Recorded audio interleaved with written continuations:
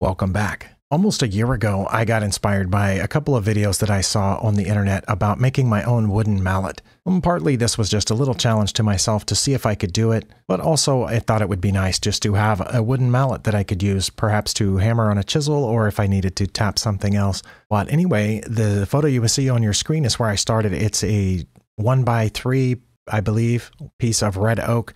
Might be a 1x2, I actually can't remember now, that I had drawn on where I wanted to cut off two areas to make the part of the top of the handle that would stick through the head of the mallet. And here is where I have part of one of those sides cut off. That actually turned out to be a lot harder to do with the tools that I have. I'm sure with a bandsaw or a table saw that would have been much easier, but for me I had to saw in just a little bit on one edge and then chisel out on the other edge, and it turned out to be quite a challenge just to get that diagonal shaved off, for me anyway.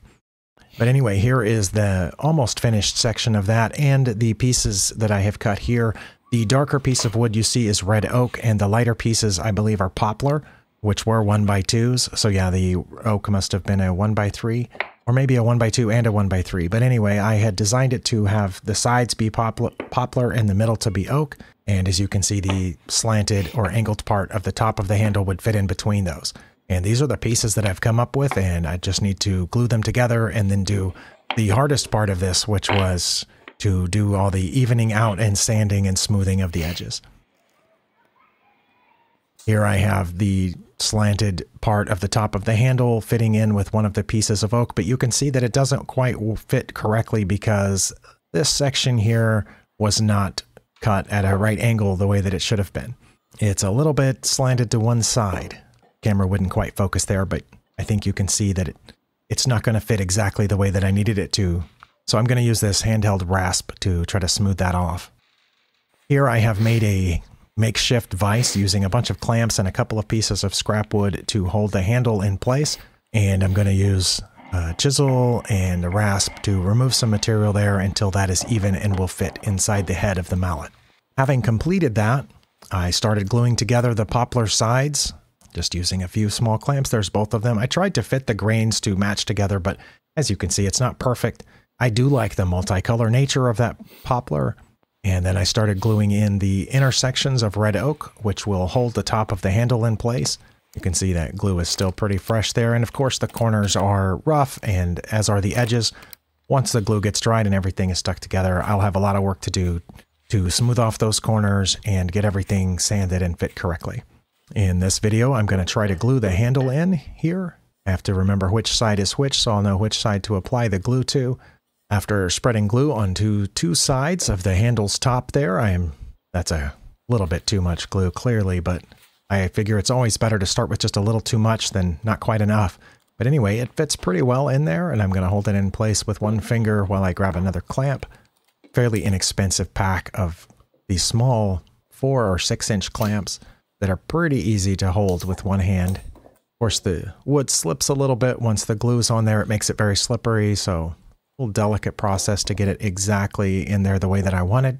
But then once the clamps are in place, just have to wait for the glue to dry before I start doing the next section.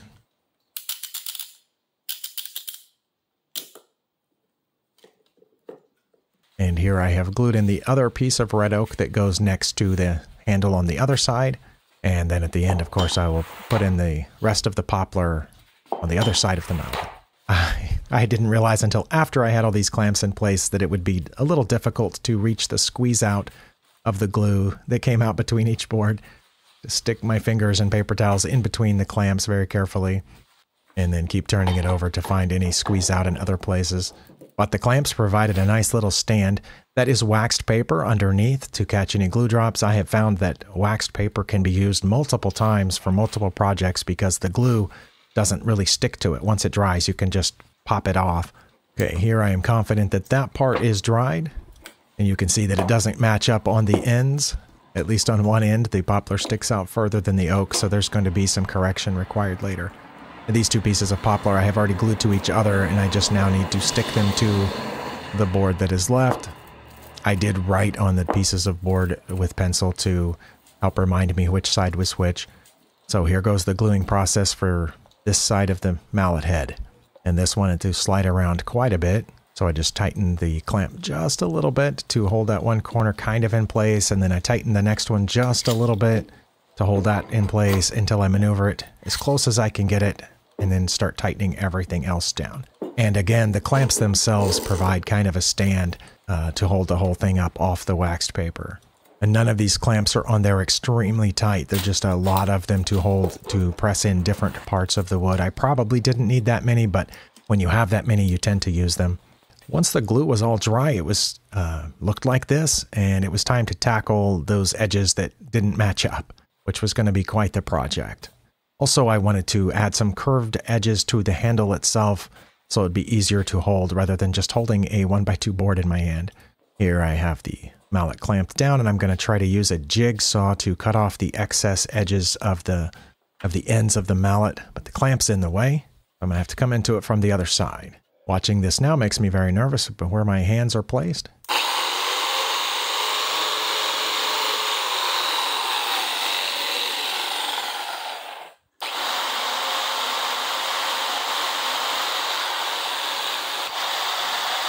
Had to make several passes there, and I still didn't get it quite right. I could still feel notches and pieces sticking out, so I kept having to turn the mallet over and reposition it, trying to get at that from different angles.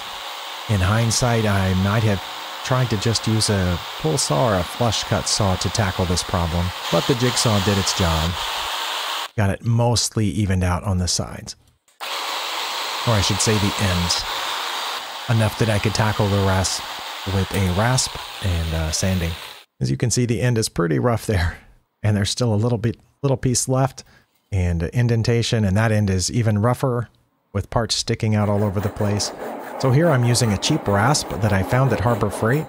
It's the only rasp I found anywhere at the time that actually had a handle on it. All the other rasps were just flat pieces of metal that I wasn't sure how to hold or use because I've never been shown that. So I bought these cheap ones at Harbor Freight, but they actually work.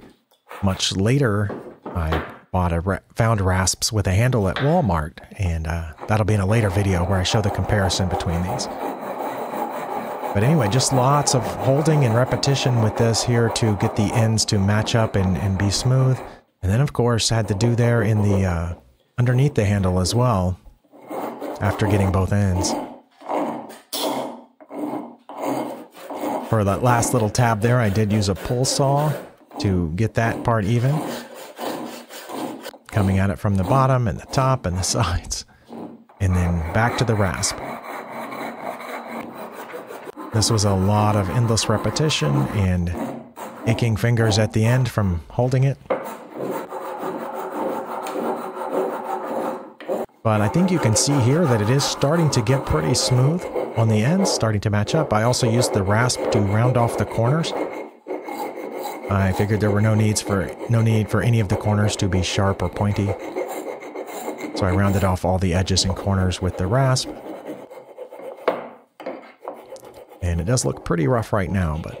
Oh, also the top didn't match up either. The top shouldn't have been important at all. I don't know why I spent so much time trying to smooth that part out. And here I measured how much of the length of the handle I wanted to be curved in, and marked it, and then just started trying to round those off. The oak turned out to be much harder to rasp off and sand than did the poplar. And this is what it looked like after all the rasping and sanding was done.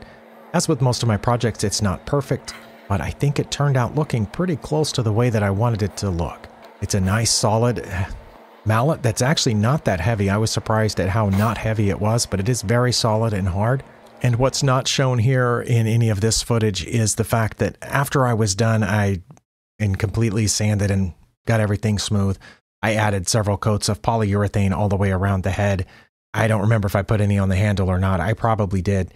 Just to make it look a little shiny and maybe protect it from moisture or something, but mainly for the looks. But I've used it several times to tap on chisels, and it works. Of course, the ends aren't as smooth as they used to be because there's minor indentations from hitting the end of the chisels, but it seems to work. I don't know what they're supposed to be balanced like, but it feels like a mallet, and sure, it'll hurt just about anything it hits, except the end of a chisel, which are supposed to be hit. So I was pretty happy with the way that it turned out. I think next time I would take a little bit more care with the measurements and the sawing of the initial pieces, if there is a next time, which there might not be, But if you were thinking of doing something like that, do the old saying, measure twice and cut once, instead of having to do all that extra sawing and rasping after it's glued together. Make sure it fits when you first put it together, which will save you a lot of time compared to what I did. Anyway, thank you again for watching, and we'll see you in the next one.